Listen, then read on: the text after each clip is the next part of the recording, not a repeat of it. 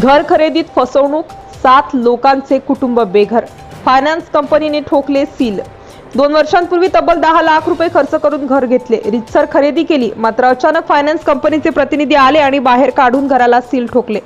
सिनेमाच्या कथानकाला शोभणारा हा प्रकार 3 जुलै रोजी शहरातील लक्ष्मीनगरात घडला। त्यामुळे एक कुटुंब बेघर होऊन रस्त्यावर आले आहे।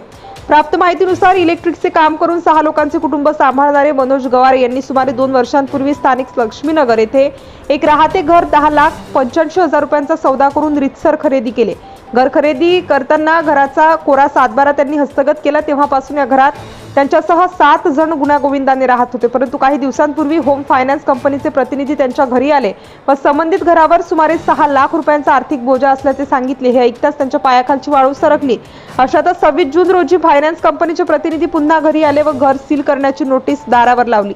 त्यावर गवारे यांनी घर खरेदीत आपली फसवणूक झाल्याचे ध्यानात आल्याने त्यांनी पूर्वीच्या घरमालकाविरुद्ध पोलिसात तक्रार दिली, पण त्याचा फायदा झाला नाही। अखेर 3 जुलै रोजी मोतीलाल ओसवाल होम फायनान्सचे गवारे कुटुंबाला बाहेर काढून दरवाजाला सील लावले। त्यामुळे मनोहर गवारे यांच्यासह त्यांची पत्नी, 3 मुली व म्हातारे सासू सासरे असे 7 लोकांचे कुटुंब बेघर झालेले आहे। या प्रकरणी आपण कायदेशीर लढाई लढणार असल्याचे मनोज गवारे यांनी सांगितले।